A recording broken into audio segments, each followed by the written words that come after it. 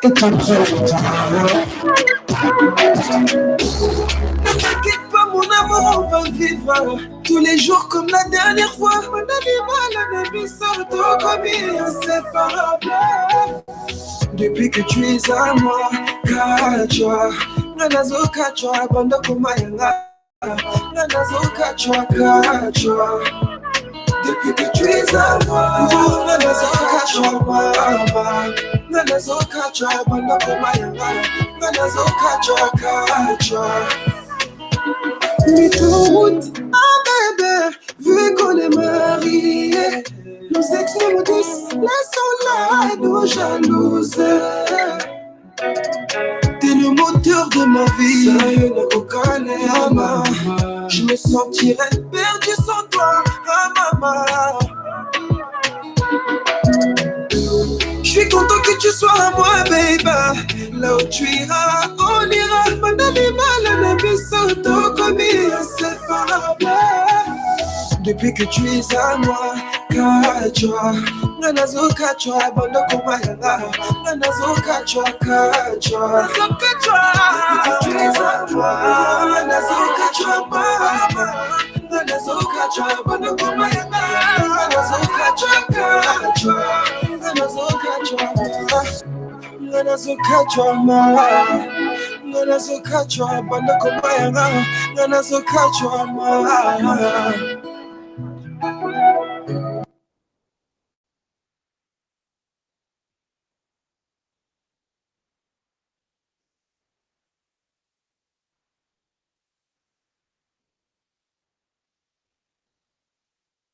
Si j'étais une larme, je naîtrais de tes yeux pour caresser ta joie et mourir.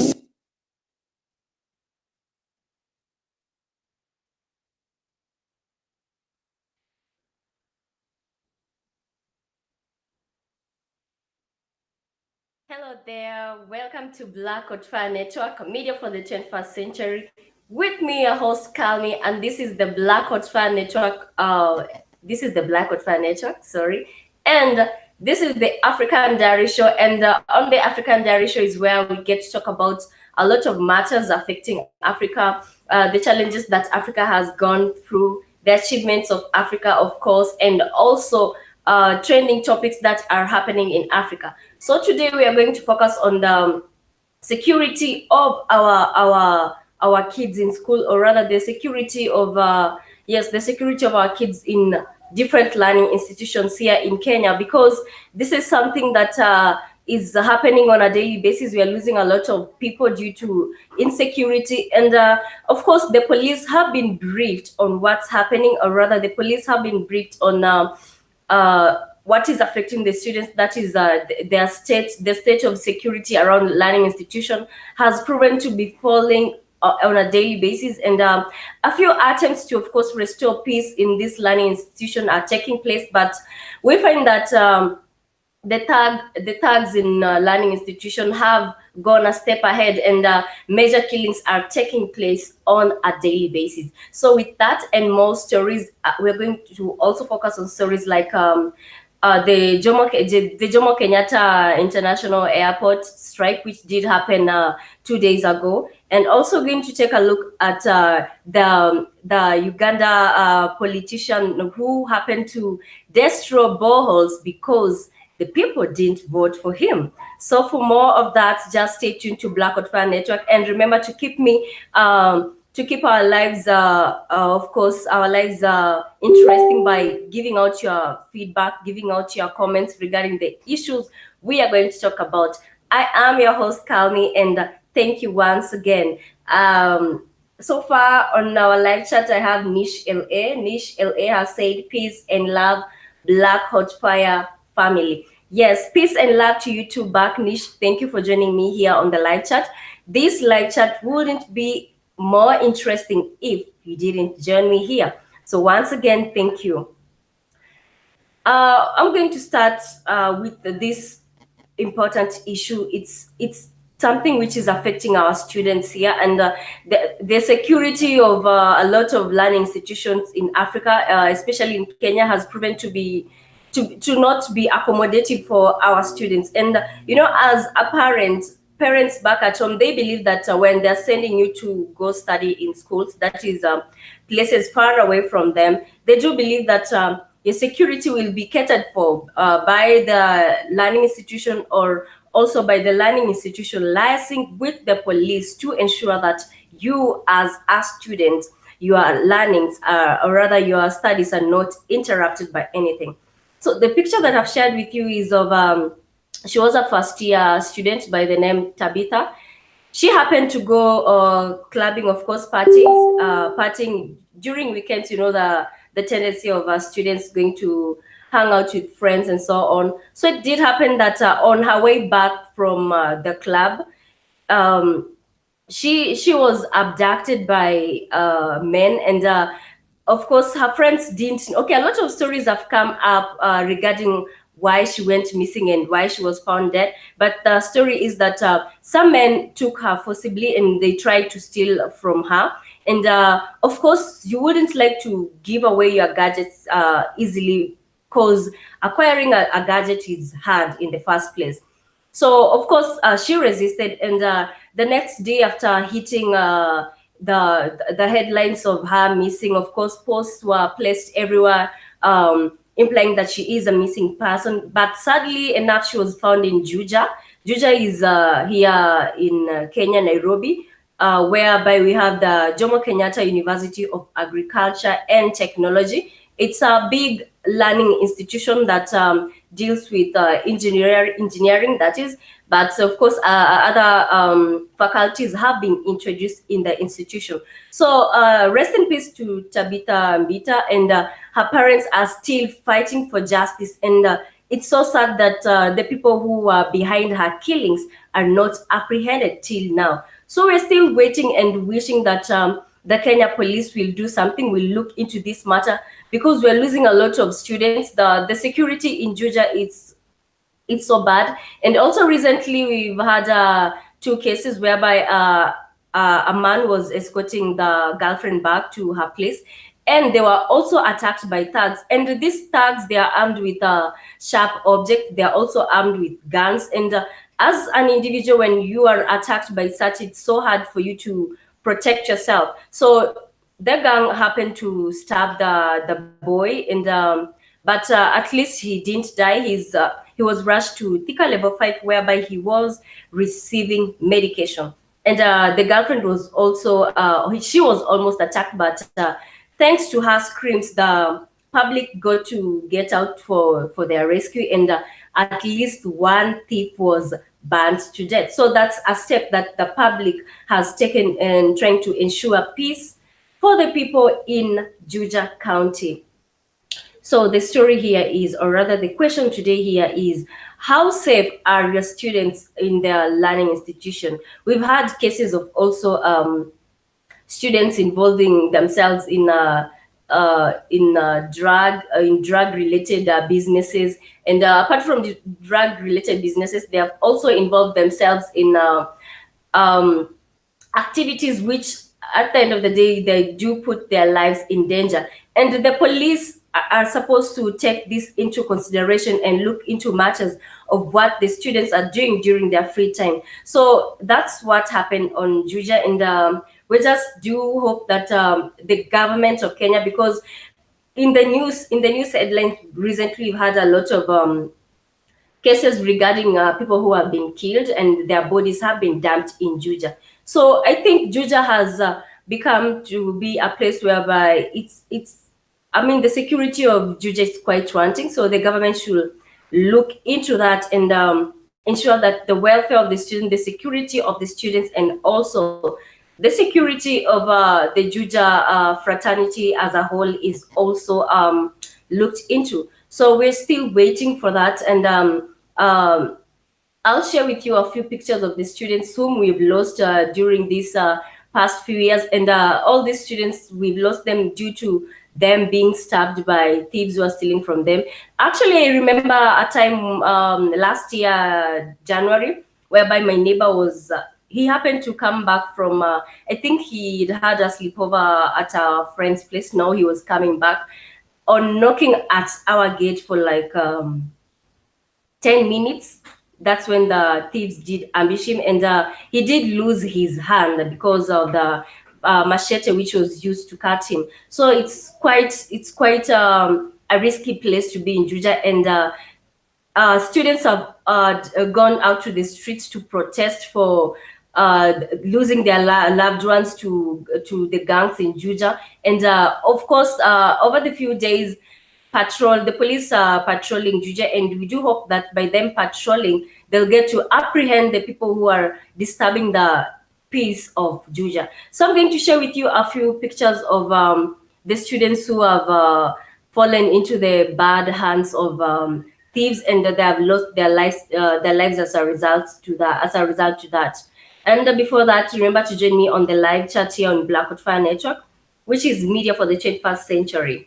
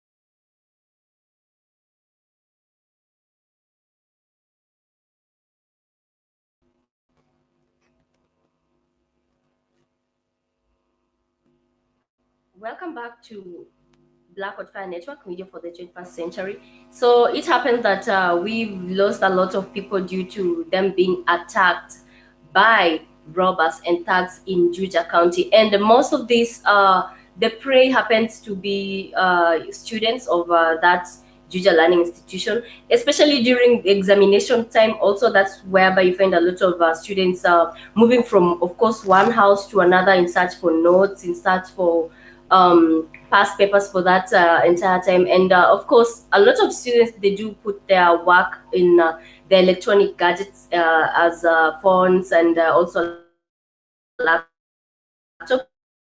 So this is also the time whereby the six in higher level in Juja County. And last year we lost also a student, an engineering student who was in fourth year, and he was also attacked and stabbed to death and shot. Yes, stabbed and shot at the same time. And he happened to be the only boy from his home, and he was almost finishing school. So that's the sadness of Juja County. And also that's something, like I've said, it should be looked into. And apart from the security crisis in our learning institution, we've seen the example of the Al-Shabaab. Al-Shabaab is a terror group in Africa, in East Africa, and it has attacked a lot of learning institutions and also organizations. And a university in Lodwar happened to fall into their bad hands, and they did lose a lot of students. Close. It is estimated that approximately 129 students were shot dead by this Al-Shabaab. So the question is here: should the government ensure, of course, should the government ensure strict security measures are placed in learning institutions? Because as a result, you find that a lot of students are going to other learning institutions or going to learn abroad, because that's where they believe that the peace, or rather the stability of learning institution and the security is well catered for. So that's what's happening in our learning institutions. We've lost a lot of people due to the security crisis.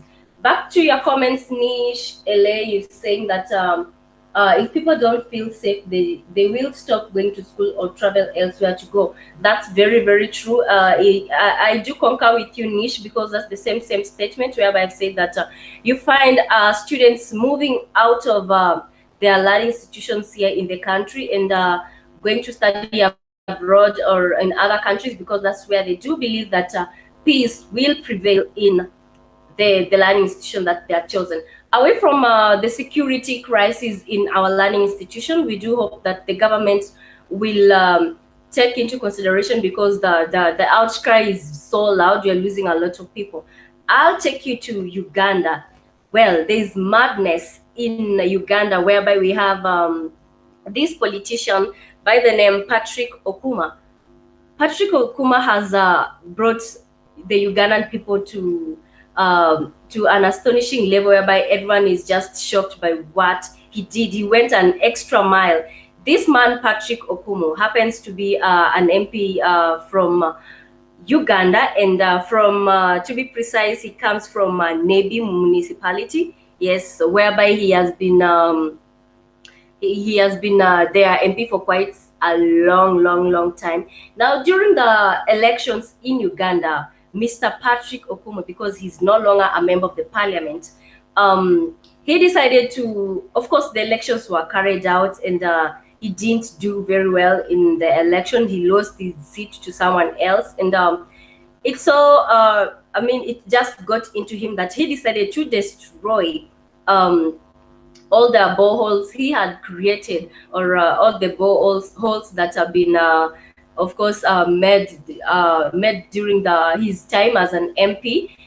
He decided to demolish all of those as a result of payback to the people, because in his defense, Mr. Patrick Okumu, he's like, he has supported the neighbor people for a very long time, in that he has donated to their churches, offered education, I mean, supported a lot of orphans in that area, build boreholes for the neighbor people. And what they do repay him with is ensuring that he is losing.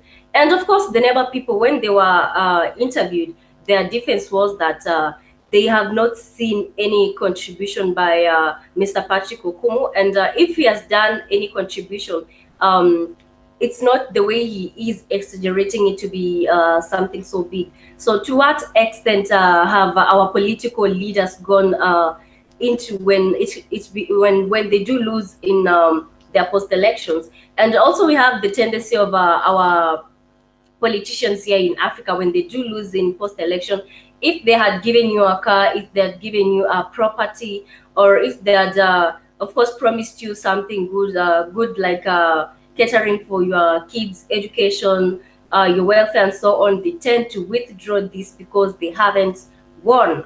So the neighbor people right now, they are suffering. They're receiving water from one borehole. This is due to their angry MP who cannot stand the pressure of him losing his seat to someone else, him losing his seat to a person whom he thought that wasn't the right candidate to win that because of the achievements he has done for a very, very long time. So the neighbor people in Uganda, they're suffering right now, and there is water shortage in that community.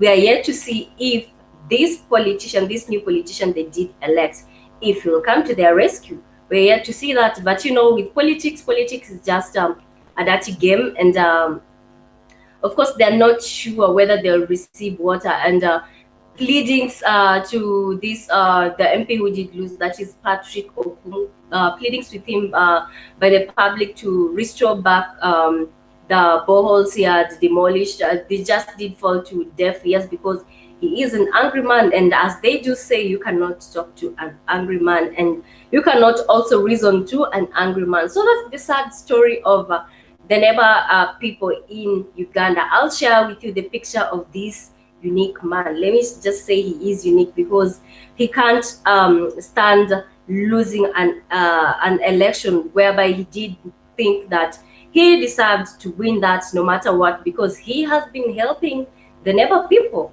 So I'll share with you a picture of how he looks like, and then we'll go to our next story.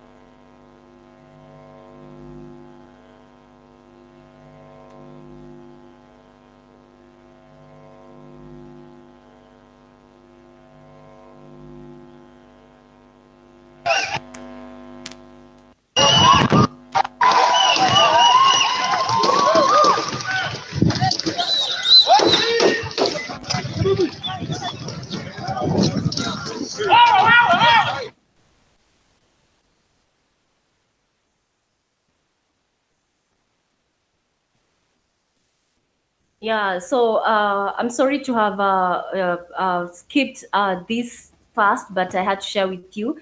This is a video of the Jomo Kenyatta International Airport here in Kenya, and there has been a strike on the Jomo Kenyatta International Airport, bringing everything to a standstill. So the government, because the Jomo Kenyatta International Airport the government has a huge percentage with that airport. So it did have to send the GSU people to calm the situation. So that's what's happening.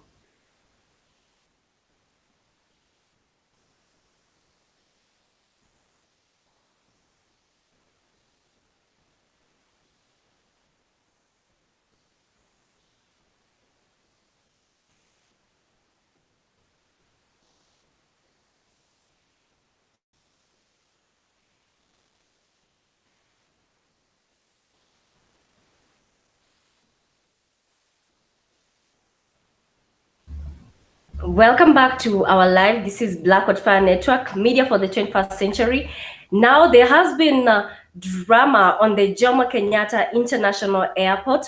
For those who do not know the Jomo Kenyatta International Airport, it is ranked, it is an airport which is located in Africa, Kenya, and it is amongst it has been ranked amongst the fourth busiest international airports that we do have in Africa. So which means that it deals with a lot of foreigners streaming in and out. It is just a very big international airport here in Kenya. And 2 days ago, everything did come to a standstill because the workers were striking over the deal in the airport, whereby they do want the KQ, that is the Kenya Airways, the Kenya Airways, that is Kenya Airways, wants to be merged with KAA, and KAA, it is the Kenya Airports Authority. So this is something which was proposed last year, and when it was proposed, they did think that it was proposed during the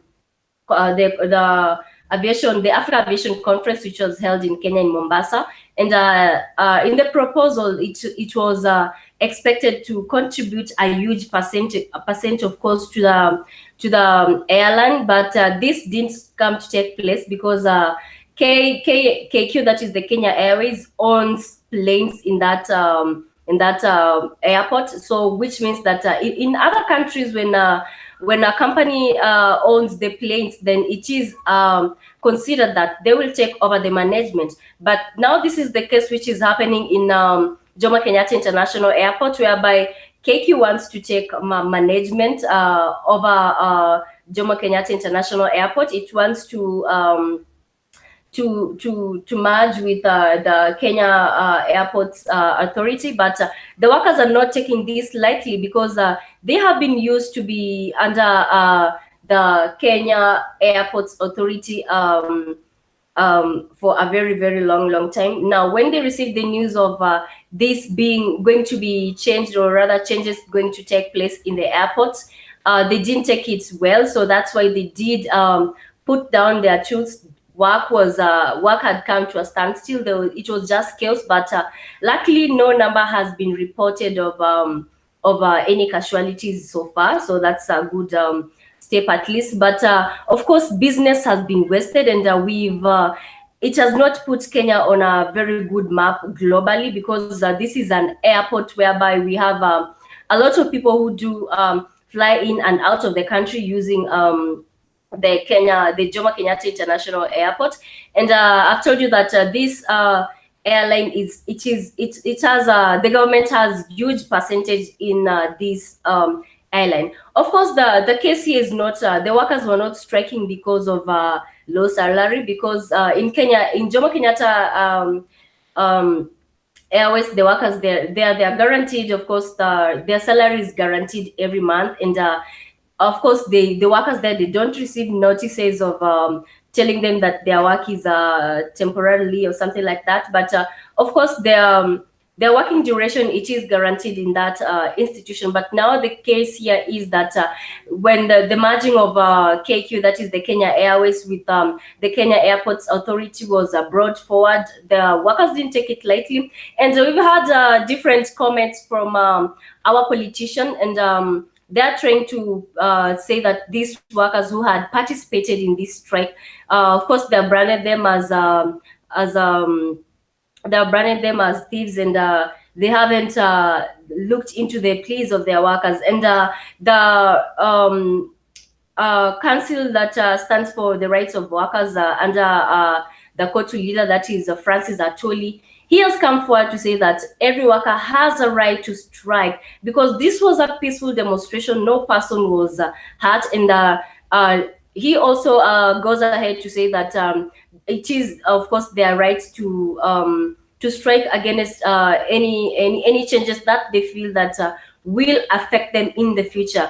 And KAA, that is the Kenya Airports Authority, has not been doing well for quite a long time. And it is feared that if this continues, if they do not have investors in Jomo Kenyatta International Airport, then it means that the international airport will even end up being closed with time, because if you don't have funds in an international organization as Jomo Kenyatta International Airport, then you stand a chance of losing your clients to other airlines. And the Jomo Kenyatta International Airport has rivals like the Ethiopian Airlines here in Africa, so it's competing against those.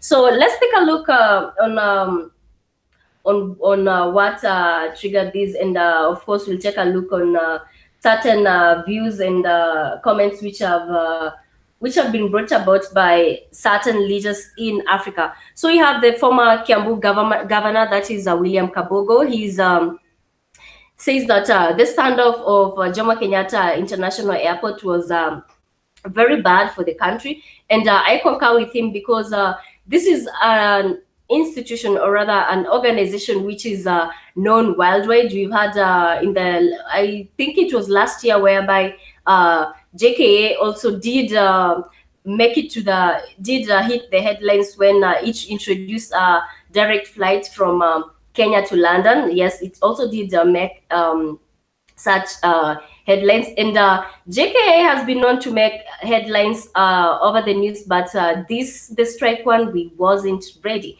And also the JKA has made other headlines, like importing quality airlines. There was this aeroplane which they did import that had the shape of a shark. So this was a major achievement for the airline. We are yet to see what's happening and if this is going to be resolved. But recently, what is trending is that today the workers have resumed to work. This is after the court has come forward to stop their strike, and the hearing is scheduled to take place on Thursday. So I concur with William Kabogo for saying that the strike will affect tourists and investors who were visiting the country, and as a result, we've having massive losses. And this is a very bad image for Kenya outside there, because investors for our investor to look into or to be delayed in an airport where we know that this is a very busy place, and we do believe that everything that does take place in the airport